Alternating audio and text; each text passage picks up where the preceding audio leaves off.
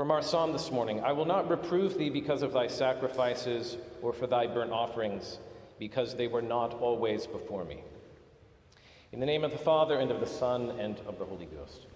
Amen.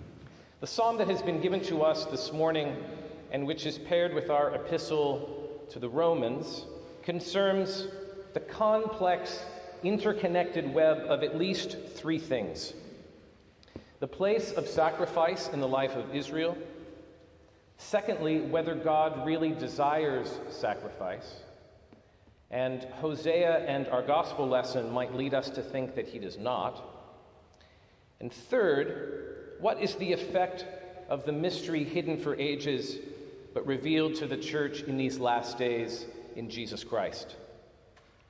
The seeming dichotomy in Romans 4 between law and faith is not limited to just this passage, but is really one of the central themes of the entire letter. The pairing of these two texts, that is the psalm with this passage from Romans, might lead us to think that we are meant to conclude that sacrifice was a sort of unfortunate stop along the journey from primitive cultic religion to true spiritual worship, the kind that is revealed in Jesus. God is spirit, he said, and those who worship him must worship in spirit and in truth. But if we are to conclude that that means the destruction, the absence, the putting away of the material, we would be wrong. Psalm 50 and its sister, Psalm 51, both share a similar progression. Both express a sort of reticence or even a possible rejection of ritual sacrifice. And then both conclude the psalm with a conclusion that sacrifice of some sort is what God desires. In Psalm 50, the reticence is not subtle. If I be hungry, I would not tell thee, for the whole world is mine and all that is therein. Thinkest thou that I eat bull's flesh and drink the blood of goats? Psalm 51 is maybe even stronger. For thou desirest no sacrifice, or else I would give it. The sacrifice of God is a troubled spirit, a broken and a contrite heart, O God, thou shalt not despise. But both psalms conclude with a rather dramatic turn, I think. Today's psalm concludes, offer to God thanksgiving, pay thy vows unto the Most Highest. Now, this has been interpreted to mean that what God wants, what God really wants, is a sacrifice of praise, which is to say, a verbal offering that presents and reflects a rightly oriented heart. Now, God, of course, does want this. That's not the argument. But this spiritual reading is certainly how Thomas Cranmer used the phrase sacrifice of praise in the English prayer books. And he meant it in contrast to how he found it in the Roman liturgy that he was adapting, where it's a shorthand for the Mass, for the Eucharistic offering. In Psalm 51, however, the conclusion is just as unexpected.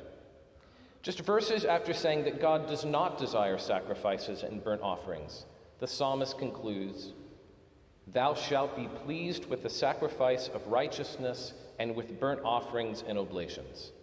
They shall offer young bullocks upon your altar." And in fact, in Psalm 50, our text from today, offer unto God thanksgiving, the language here is actually a sacrifice of thanksgiving, a material sacrifice, a ritual expression of gratefulness to God for an act of provision. So which is it? Does God or does he not want sacrifices and offerings? One way that people have tried to make sense of this seeming tension is to try to suggest that when we look at the Old Testament, we see some sort of trajectory, a trajectory from primitive cultic religion to something that is purer and more cerebral, more spiritual, freed from the material in order to become pure. But there is a problem with this. First, I think from a Jewish perspective, it's very clear that the prophets issued quite strident critiques of those who offered sacrifices and yet had hard hearts, who had no concern for the poor. But the criticism never actually concludes with a rejection of sacrifice as proper to the life and identity of Israel. In fact, there's no sense by the time of Jesus in the New Testament that Jews have rejected the sacrificial system. Jesus is often telling people after they're healed to go and offer a sacrifice so that they can participate in temple worship. If we look in the book of Acts, it seems that all of the apostles continued to participate in the temple system after the ascension. At the end of Acts chapter 2, describing the summary of the life of the early Christian community, day by day attending the temple together and breaking bread in their homes, they partook of food with glad and generous hearts. If Jesus had embraced this spiritualization tendency and had taught his disciples that, it seems quite strange that the book of Acts would describe the apostles doing exactly what Jesus told them not to do. In fact, the next chapter begins with a description that Peter and John are going to the temple at the 9th hour, the hour of prayer. In other words, at the time when the temple sacrifices were offered. In other words, they thought the best time to pray was when the sacrifices were being offered so that they could join themselves to it. The great faith passage in Hebrews 11 is quite interesting when we come to this in mind. The first figure, righteous Abel, is praised for having offered to God a more acceptable sacrifice than Cain, through which he received approval as righteous, God bearing witness by accepting his gifts.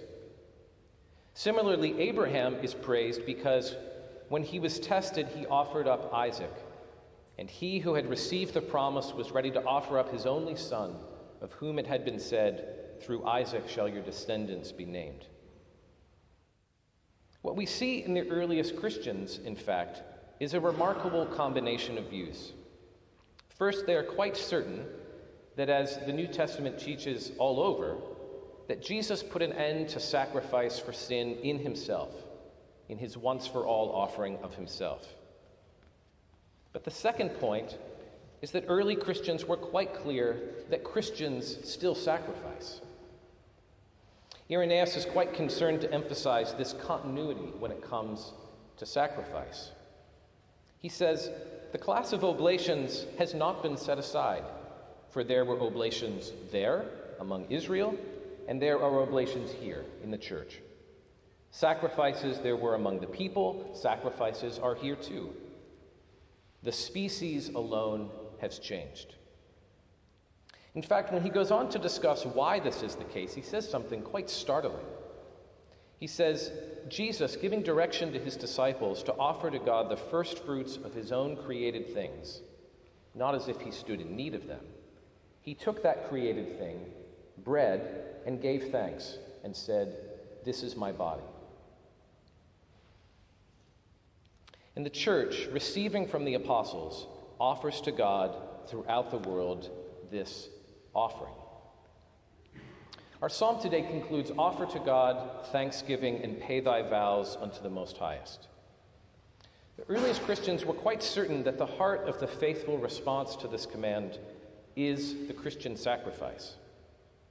In fact, the two most used terms when early Christians describe what they do on the Lord's Day are anaphora, the Greek word for offering, and Eucharist, the Greek word for thanksgiving. The way Christians speak about these actions make it clear what they think they are doing, namely making a faithful response to offer to God that which he has given us. Sacrifice is not necessarily about death. It's certainly not about loss. It does not always concern sin. And for Jews and Christians, it has nothing to do with trying to control or manipulate God. Rather, sacrifice is fundamentally the offering to God of that which the creature understands to be gift. And this offering is made as a way of acknowledging that God is not like us at all, but is in fact God, that from whom everything and everyone flows.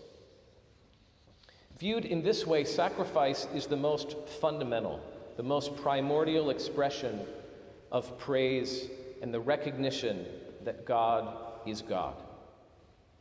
And this is why the earliest Christians could not have imagined a cessation of this essential action.